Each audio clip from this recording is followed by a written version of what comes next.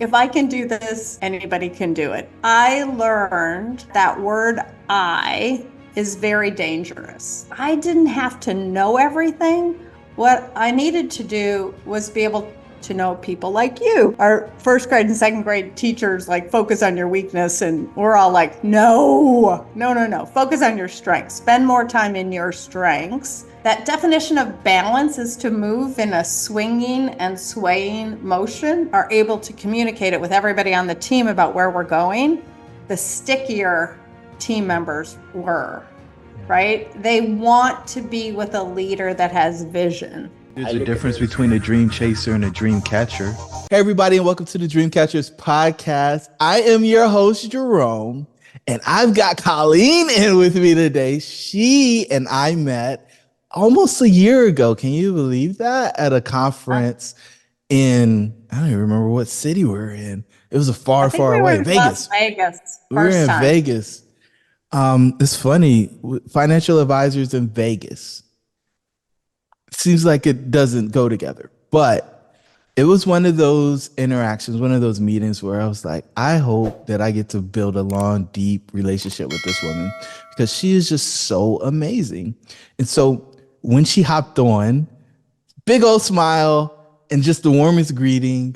And I just knew that you guys were going to be in for one of the best interviews that I've done to date. Colleen, how are things down in Texas? Oh, Jerome, things are fine. And as I said, it's your smile radiating off of my smile because you bring that energy wherever you are. I love it. Thank you so much. So I like to open up these shows by saying, so you had an exit. Yes, I did. I had an exit. How long were you building the thing that you exited from? So I started my firm in 1991 and finished the succession plan in 2020. Okay, I'm not good at math, but that sounds like So, 29 years. good math, good math. Okay. Yes, So 29 years of your life dedicated to building a financial services firm. correct. Mhm. And you used the word succession plan, which is coming up more and more since I had David Grau Jr. on the show. And he runs Succession Resource Group, and they talk about succession plans. Most people throw around the word exit because I guess that's what's in the press release. But truly, if you're going to transition your company, you need a succession plan, which involves you getting out of the day to day so that somebody else can own the company. And the less you're involved, the more valuable it is because the person's truly buying an asset that's creating cash flow for them and doesn't require them to trade their time for money. And so I really Good, all good. love I really love that you drop in a very important word in the beginning, which is a succession plan, because the transition is so important. And so, did you get help? Like, how did you know one, that you could sell the business, and then two, like what steps to go through to get it ready for selling it? Okay, so maybe I'll take you back to when I started the business, where I was me in the middle of a divorce with a sick 3-year-old. And the first year, I think I made $14,000 a year. So my theme song with your wide open mouth is, if I can do this, anybody can do it. I learned that word I is very dangerous. I has a big ego attached to it. And I think for all of us starting a business or doing a startup like I'm doing now, you've got to have a bunch of ego in it. But as soon as it goes to we and collaborating and bringing other people on the team, that I decreases and the we increases. And what you said, Jerome, if we really want to build a business to sale, to exit, we can't be involved in all the day-to-day things. we've got to build a fabulous team, and it's got to be about we and collaboration, or else you've just got a product company that has a really low value, right? Mm. So by the time I started the succession plan, I was really only working in the firm 50% of the time. And it's a really good thing. Can you, as an owner, go away for 2 weeks and not have the proverbial shit hit the fan? I mean, in the beginning, of course, some things are going to happen, right? But how do we set that up that it isn't about me? It is about we. It is about the team. It is about when I'd go into a meeting in the financial services firm, meeting someone, um, the first one of the things I'd say is, "You're never going to be able to get a hold of me." And they're like, ah, ah, ah. And as soon as I could, I had someone in the meeting with me, one of the people on the team or another advisor, and was able to say, I have this incredible team around me. They're probably all smarter than me. And if they can't get it done, they know where to find me. But you don't want just one person. You want a moat around you. You want a whole team. And I got a lot of business that way because of advisors that were only themselves and one person or whatever. I'd be like, what happens if they get hit by a truck, right? If it's all about one person, it makes it really difficult to sell your firm. Mm. Okay. So, how'd you have the courage to do that? Because I think so many people, when they start and they go through exit one, they leave from being an employee and they become chief everything officer. It sounds super glamorous when they say they're CEO of their company of one, but they're chief everything officer. And the ego does grow there. It becomes their identity, and their availability is the thing that people are buying. And Mhm. so you transitioned that and you said, okay, I'm gonna have exit two, which is actually becoming basically a product manager or frontline supervisor where you got people doing things for you, but a lot of times you have to tell them what to do. But how'd you get the courage to say, oh, well, it's not me, it's us? Because I think so many people are trying to prove that they are valuable.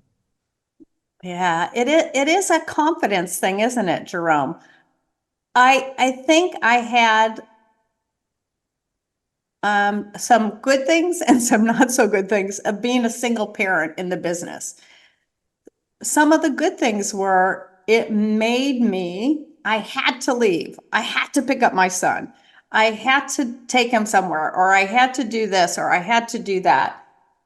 Without help, um, I couldn't function, right? So I think I learned at an early age to trust other people, and bringing them on board. Or I started doing joint work with other financial advisors because they had a lot more wisdom, knowledge, and expertise than I did, especially in the early years.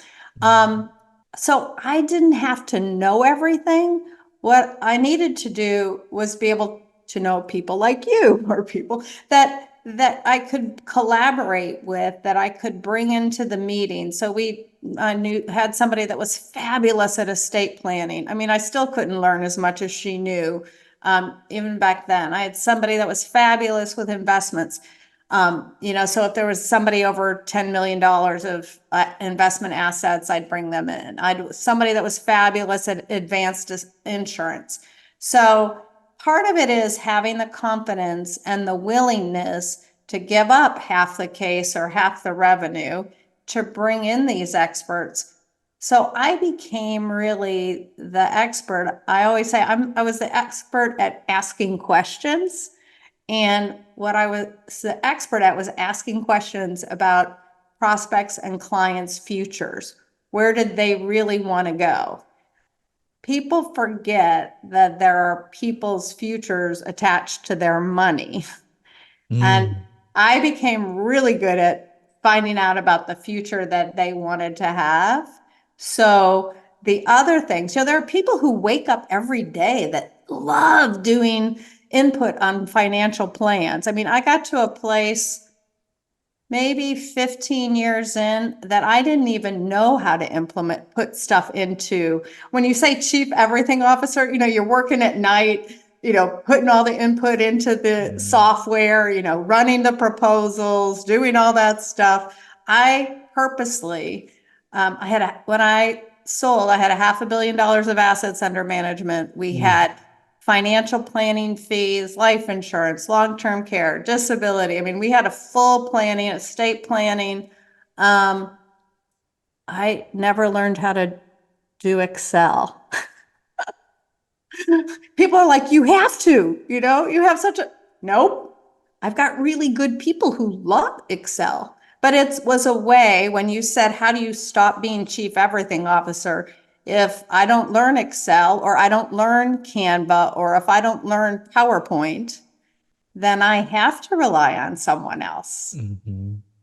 So it was a way to keep me on my side of the line, what I did best, which was having conversations. Um, so you go from being chief everything officer to staying in your lane.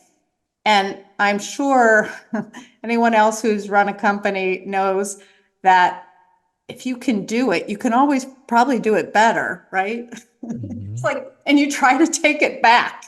I couldn't try to take it back because I didn't know how to do it. It was a way I protected myself. That is a really interesting approach because I hear so many people say, "Oh, I don't want to be dependent or relying on anybody." And you said, "No, I'm making myself dependent on you. Mhm. And if you don't do it, then, we'll have to figure it out another way, but I'm making myself dependent on you." Is Yeah, that a lack of ego, or is it a lack of ego, or is it I guess a better way of asking is it ego when you say you don't want to depend on anybody? I think so. I think ego comes in when it has to be about us. Mhm. When it has to be about us, when we have to know everything, when our name has to be on the door, um, when people have to come to us, then I think that's ego. When it is about collaboration, and we've all had not right fit team members. So I'm not saying that mistakes don't happen, but they are mistakes and you learn from it and you go forward on it. But when we go to we, the ego has to diminish. And Mhm. I do believe though, Jerome, if we haven't been chief everything officer, if we haven't had to build that confidence, I think most of us as entrepreneurs started off um, having to do everything, and most of us in the corporate world did. And as we grow and learn, the more we know, the more we don't know. Mhm. And the more we know, the better and better we get at questions and not have to know the answer. You can ask me a question, Jerome, and I'm like, gosh, I have no idea. But my job is to find out who I can get that answer from. I Mhm. know I can do that. I know I can do that. I can search for that. Mm. Yeah. I sometimes I worry that I'm becoming lazy when I Mm, think about AI and spell correct and or autocorrect and a bunch of other things that technology's allowing us to do that we don't have to spend our time on. Like my kids can ask me a question, I don't know the answer, I can Google it, and then it's like, uh-huh. well, is there any loss in my credibility because I didn't know the answer? It's something that I think about from time to time, especially over the weekend.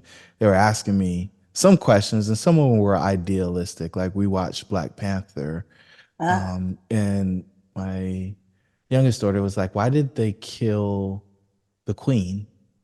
And so we went into why that they needed the moral dilemma, and yeah, I couldn't defer that to Chat GPT.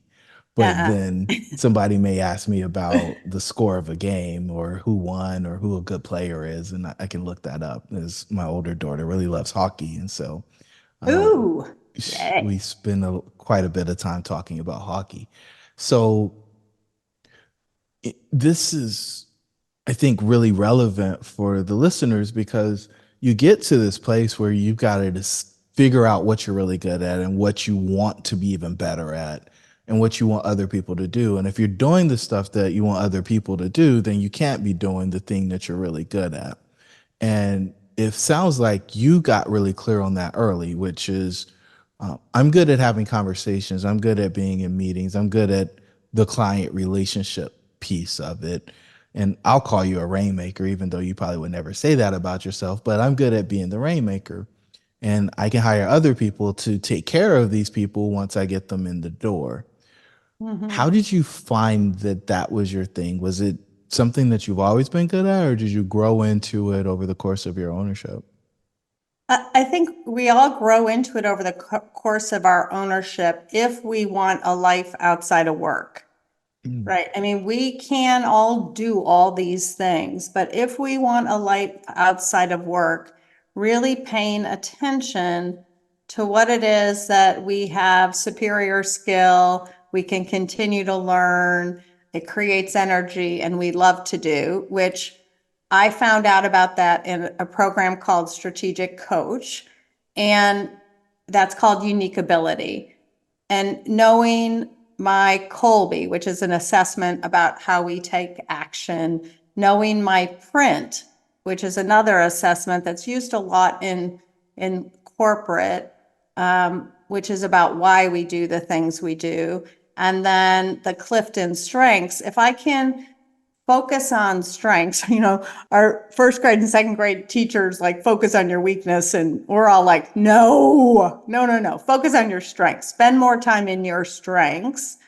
um, and as you said, the people skills and the question skills, it really allows me to focus in on the client and what's most important to them. No client was paying me to spell words correctly or to put a plan together or make sure there was coffee in the conference room. Nobody was paying me to do that, right? What they were paying me for was to be in conversation with them about their life, themselves, or their family, or their legacy, their future. That's what they were paying me for, right? And so if I can get ChatGPT or you can outsource, there's so many CEOs, entrepreneurs, business owners. So many of us are doing $20, $25 an hour work. That's not what they're paying us for. And the sooner we realize that, the sooner we can let go and do what we do well and really appreciate others and what they do well, which makes for, continuing that, as you said, there's so many levels to exit. Um, you've got to exit a lot of the day-to-day stuff to elevate. Yeah. Yeah. I mean, we've identified 8 exits. And, I think over your journey, we've gotten to 3.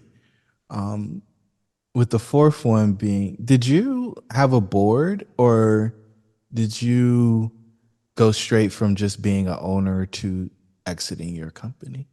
I didn't have a board. We had multiple people on the team. We had other advisors on the team. We did a lot of joint work with other people. And to me, my board were my colleagues at Strategic Coach, but it was not a defined board. No. Mm-mm. It's a good thing. It's one of those things that was like, gosh, that would have been, to have a client board or clients with some other advisors on it Mhm. or other people that are ahead of you. I think that would have been very good. Yeah, that is something that I see people skip over a lot. But most of the people that I see skip over that don't have a life outside of work. And you made it very clear early on that having life outside of what you do to make money is important. And one, you said, I had to pick my son up from school or daycare or wherever. So that responsibility was something that kept you pulled out of being too deep in the business.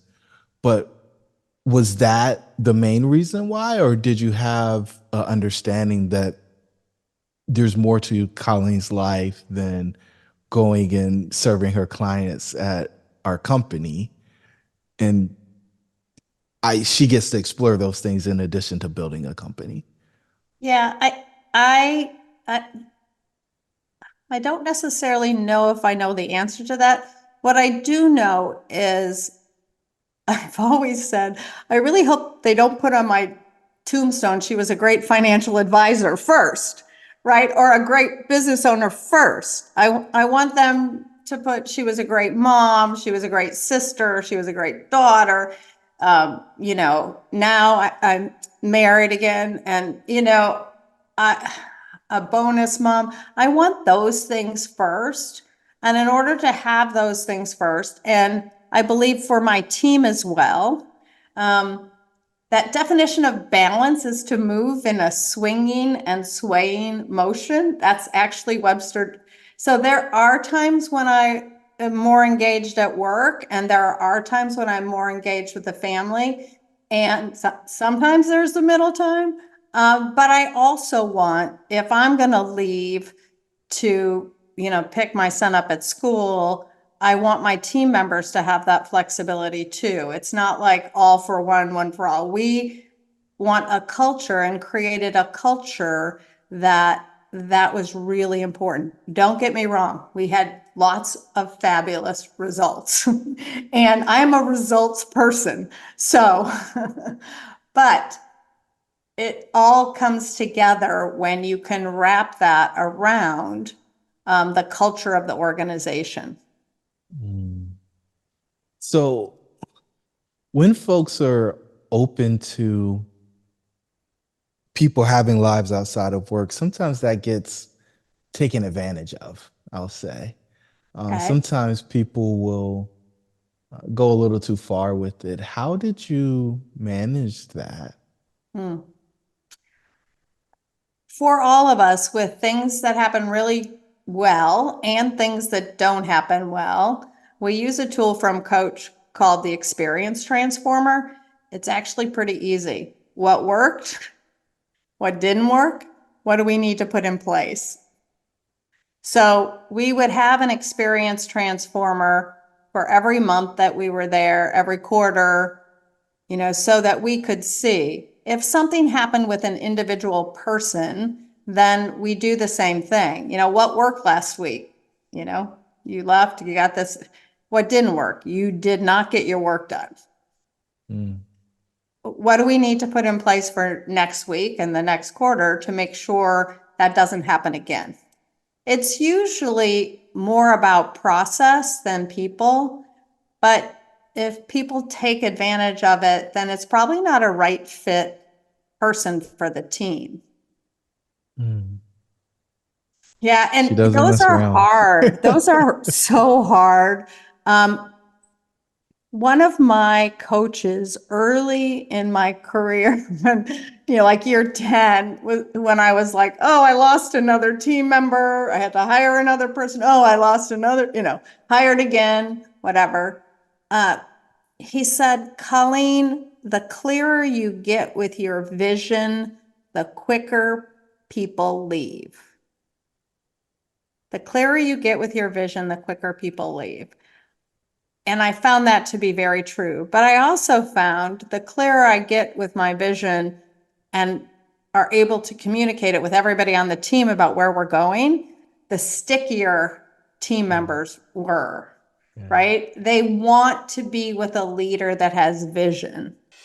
Hey guys, as you might know, a very small percentage of the people who actually listen to this podcast are subscribers. So do us a favor, subscribe. In fact, we did some analytics and we found out that only 25% of the people who listen our subscribers. And our goal is to get that to about 75% over the next 3 months. So do us a favor, hit the subscribe button so you get notified when our new episodes come. We plan to bring immense value to you guys going forward as we continue to improve the content that we create at Dreamcatchers. Your dreams should be real. So if it's a right fit team member and the leader isn't sharing vision, they tend to want to leave because they don't know where you're going. So, the clearer you get with your vision, the stickier people are in your organization as well, I think. It's an attract or repel thing, kind of like Yeah. values, Mm-hmm. right? If you're upfront and outward about what you believe and why you believe it, people are either going to want to be more around that or less around it. Okay, so this is one of my favorite parts of the conversation. So did you get a check or did you get the wire when you sold it? Do I admit this? I financed it. All of it? You owner financed? No, Yes, you got some. I owner financed. I'm being honest. Okay. What? Now, wait, let's go back a second. First off, I believe if you really want to find the right fit person to take over your company, for me, it needed to be a win to the fourth. A win for me, a win for the other owner, I mean, the new owner, a win for the team, and a win for the clients. There's a lot of people that all they care about is how much money, and that's okay. There's not a judgment on that. But when you're trying to have a win to the fourth, it's like dating. You end up, I had 3 big dates that didn't work before I met the fourth. And in order to make that work, that was a situation that I could do because I had done a great job and I'd get the company back if that didn't happen, but there was no way that wasn't going to happen.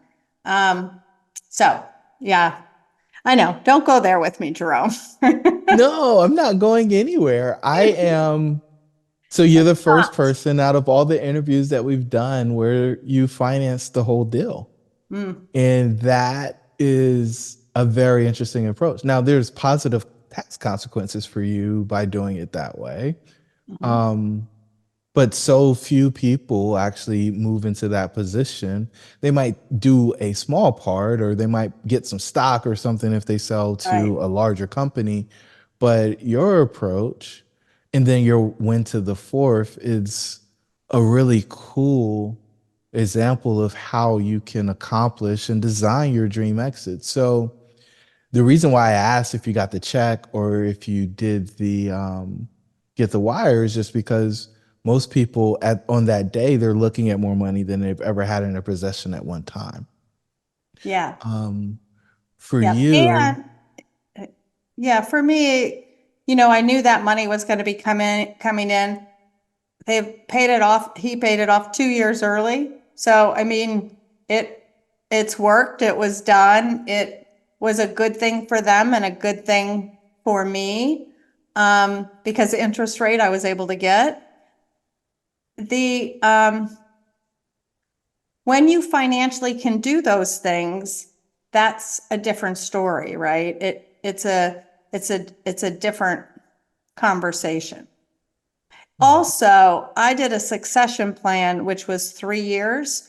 I probably would not do that. I would not recommend that. 2 years was good. We had so many multi-generational families and so much high net worth. It took time to build that trust. It wasn't just a book of business, it was a book of families. So 3 years was too long. It did happen that the third year was COVID. And so I was there during COVID, basically having online coffees with clients, calming them down. And I was thinking, man, I wish I had had somebody on my team during September 11th and 2008, 2009 that was, but 2 years would have been sufficient. hmm, okay, so you finance it. It goes as planned, evidently, because he paid it off prior Mhm. to what the note said. Mm-hmm. And during that time, are you involved in the company at all? Or are you off to the next thing? I stayed for those 3 years during the succession. I was still there 50% of the time. I wasn't going to work more. I mean, the first year had more client meetings, but I had a great team. I didn't need to be there. All I was doing was causing problems. If I'm there more than that, right? So I had been percolating on this idea of a new startup company, which I didn't have time for because I didn't want to work more than 50% of the time. So I did start with that. I've spoken a lot to a bunch of financial planning organizations and everything on how we built this company, and the collaboration and the team. And also, I kept thinking, how do we put these questions in a process, in some kind of assessment? And I met somebody, Jeannie Hurlbert, a PhD sociologist, amazing woman about creating assessments and using the right language. And we now have a patent pending on two assessments, one for ages 45 and under, and one over the age 45, that advisors are using with prospects and clients, doing what I was doing, but in a process, in a repeatable process. This thing that I made so much money and created so much value over the years is now in a repeatable process that any advisor can use. So I think I had a lot of loss. You and I talked about it for a little bit. There were 10 clients that I was like, if you need me, these were big, complex family situations. If you need me, I'm here. I'll sit in. Not one call. Not one call. They called me about coming to family events. They called me about, new idea. They called me about going and doing things. But we had created this trust and had such a great team around them that that ego part, I'd done such a good job of it. I kind of forgot that when you leave, there is that loss. It's like, oh, they really don't need me. It's like when your kids go to college. Oh, they really, you know, It's how you know you did a good job. if you've done a good job, right? Yeah. But the loss is there. It is there. So you stayed around for the 3 years and then it was over and you started the new company to help people figure out how to get folks into the business. Basically, you were helping them with their fact finding, is the way I would describe it. Yeah. And then, but was there a gap in between your last day No. at the financial services firm? You rolled right into it. Mm-hmm. Yep. The third year, I was kind of doing things concurrently because we were designing and talking with advisors and trying to, figure out how we could create value in their future. So there really wasn't a gap. And I've got friends who have sold their companies and who are, you know, golfing or whatever. And my husband was a big C-suite guy. And as he says, there's only so much golf, there's only so much Yeah. whatever. It is finding that purpose. And that's one of the mindsets with the assessments that we do, finding that purpose. What is that next thing? It's what many of us forget to pay attention to while we're working. Yeah. And so we wrote a book called Your Next, and it Yes, dives I've read. into the the founder's exit paradox and a lot of the things. So, like in the founder's exit paradox, there's six centers of doubt. You feel it around your self-image because most people tie up so much of their identity in the thing that they do to earn money. The Mm-hmm. relationships, for a lot of people, 60% of the five people that they spend the most time with, or three out of the five people they spend the most time with, are tied to their business. And so if you walk away from that business, then those people are no longer in your life in the Yeah. way that they were prior to. When it comes to work, work changes because you're not doing what you were doing, there's usually some non-compete agreement or some Yes. sort or non-solicitation agreement of some sort. And so you've got to figure out something else to earn. And then there's the health. A lot of people trade in their health in order to build the company, and they question whether or not they actually did it what they were supposed to do, or wonder if they can actually get it back. The prosperity one is one that I think a lot of people struggle with because they either are like, why don't I spend all the money because I've been waiting so long to get this money? Right. Or I'm worried about running out of money, so I don't spend any of the money. And they Right. don't find that space in the center where they can enjoy, invest, and do whatever saving they need to do, as well as giving. And then the last one is the significance piece. And it sounds like what you did was bottle up your superpower, right? That supreme talent that you have, your unique ability, if you want to use coach language.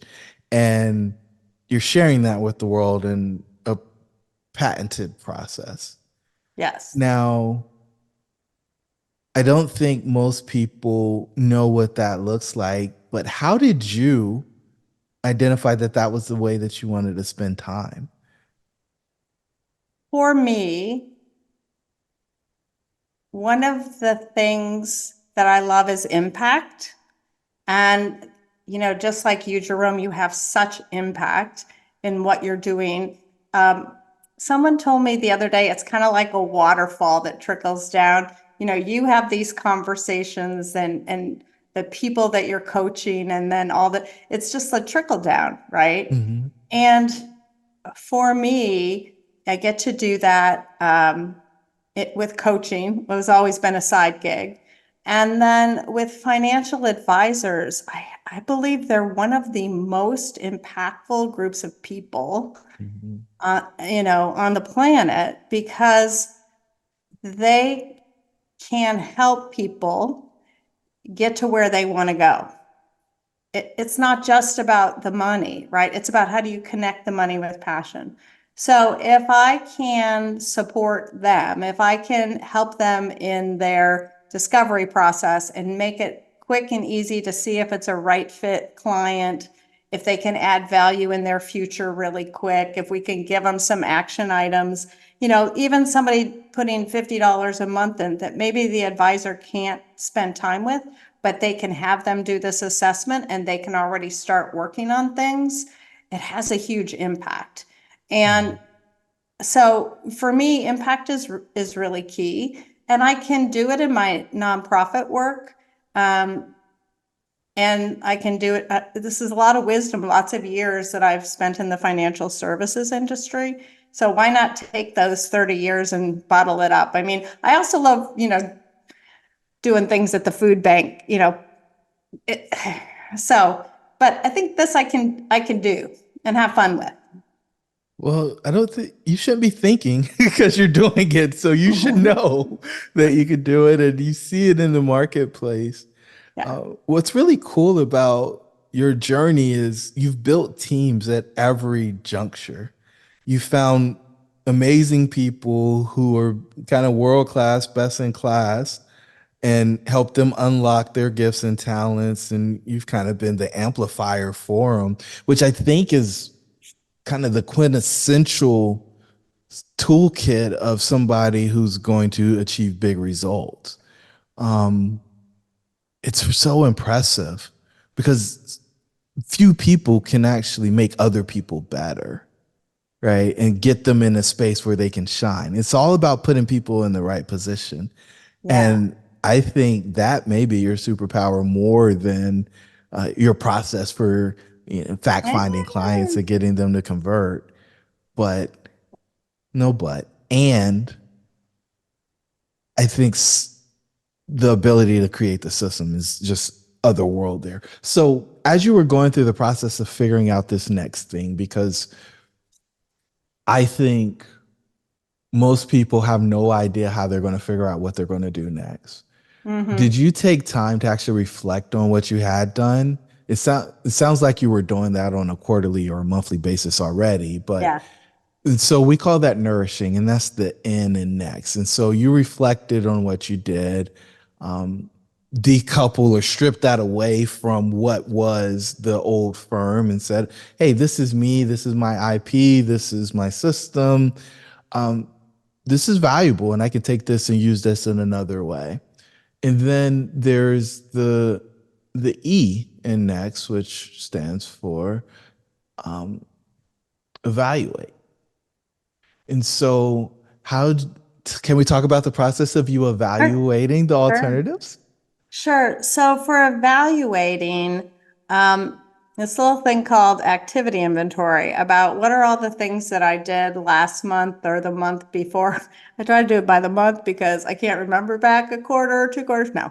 Um, and you can see from those activities which ones really give you joy, which ones are you Mhm. really good at, because this amplification, I love your word amplifier.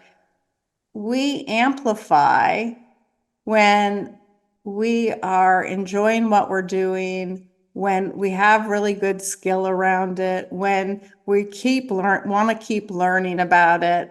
So when I can sit down and I do a gratitude journal every day, I do put in things that I do so I can look back and see. And, I just think about what brings a smile to my face. What was it that I felt that was really good? And yeah, it's exercise as well. I want to weave that into my day. I want to weave in time with friends and family. Those things are really important.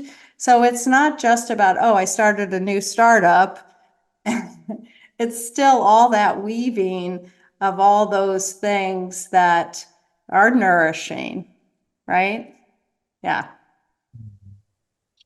Okay, and so then the X is exploration. And so, did you know this was a thing and it worked right from the jump, or did you have to explore and play around and figure some stuff out? Yeah, I'm still exploring this new company and financial advisors and how it works and how it doesn't work. And I'm still exploring other fun health things. And I think for me, if I quit exploring, I'm probably going to try because I love the exploring part. I love Mhm. you know, having conversations with you, Jerome, and reading your book, and then oh, da da da da da, and I could send that to this. To me, that's all, and I love reading, right? So it is all part of exploring. Mm. And then the T is transcend. And I think this is the implementation. And so you've talked about having employees. So if you have employees, then it's likely you have revenue. So it's likely that this is working for some people somewhere, Right. and you're learning from the fact that people are implementing this, what works, what doesn't work. And I think that in and of itself gives you data so that you can help more people. But Yes. I'm putting words in your mouth. Is that right? Yeah, no, that's absolutely right. I mean, our assessments have data that advisors have as well. So the data is that there's so much data, which isn't necessarily my big deal. It's Jeannie's big deal. But the the continuation of making mistakes and being okay and feeling confident. And whether it's in any of those areas, um, we have homes in two places and always trying to tweak that and explore and figure out what's working for us and what's working for our family. Um, I think it's the same thing. And I believe that one of our kids said, why are you still working? Right? Mhm. Because I love it and because I think money's really good. Yeah, And I think it there's a is. lot of stuff I can do with it. I think I can do a lot of good with it. And so, you know, it's fine with me, you know? I think good people should have a lot of money because good things happen when good people have money. Yeah. Yeah. Yeah. Yeah. Uh, Yeah. so you've gone through the process, and you'll continue to go through the process because it's not a process Yeah, that ends.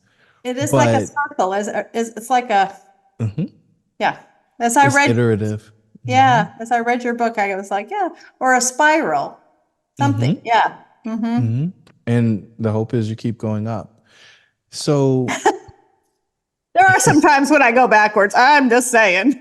well, I think we all do, but it's only to level set Yeah, because we yeah, might have got to a place where we don't like it and come back down to go back up and go up yeah, faster and higher. It's yeah. part of the process for many of us. So, kind of as we wind this thing down, two questions that I like to wrap up with. And the first one is thinking about all the stuff that we've covered and thinking about your vast network. What other founder, what other Neo should be a guest on the Dreamcatchers podcast? Oh, great question. Um, there's a man by the name of David Engel who's up in Canada who Mhm. has reinvented himself many times that I think and exited and redone and is doing. I think he would be wonderful. All right, David, we're going to holler at you, man, and we're going to have you on the show. And then the final question, and this is always my favorite question because it puts a bow on top. Well, it's probably more of a cherry on this ice cream sundae. Um, what's the one thing you want the listeners to take away? Because we've covered a lot of ground. We've been through six of the exits. We've talked about next. We've talked about the six centers of doubt. What is the thing that they should know? To listen, to listen to themselves. Mhm. And if they have a spouse or a partner listening there, it is, I didn't make the decision in a vacuum. Mhm. I started the company in a vacuum, but I didn't make the decision in a vacuum. And listening to my own inner guidance and listening to, really that nourishing part, Jerome, what nourishes me? Because I think in the beginning, my dad died when I was young. We had $187 in the bank, six kids. I started this company with a sick 3-year-old, single mom. I mean, Peter and I didn't even start dating until he was in college. So, I think anybody listening has the same ability in the sense of that I do to be there. And to if I could have spent more time in the nourishing part, both for the exit, but also in the beginning, to put your own oxygen mask on first. I think many of us are really helpful about putting others on. And to me, I think that's all with listening. I think that's it. Mm. I think some people's lives are so busy and noisy that they can't Mm-hmm. hear. Mm-hmm. And slowing down for long enough to be able to hear the message and then Yeah. surrender to it is something that you've done over and over again. Uh, Colleen, you're a dream catcher, Uh, and it just makes me glow from the inside out, hearing your journey and seeing the good girls win when so many people believe that they're stuck and they have to be and they can't transcend. And without you grinding and sacrificing everything in order to achieve what you've been able to achieve and accomplish. So, thank you so much for being a light of hope for all those out there who uh, don't want to subscribe to hustle culture and giving up everything for the sake of earning another dollar. thank you, Jerome. You are as well. All right. So this wraps up the episode. I don't know if your hands hurt, but if they don't, you probably didn't take enough notes. So to the listeners, I want you to go back and play this one again because even though she did it subtly, she dropped so many jewels that can help you find fulfillment and live the life of your wildest dreams. Until the next time, your dreams should be real. We'll talk to you in the next episode.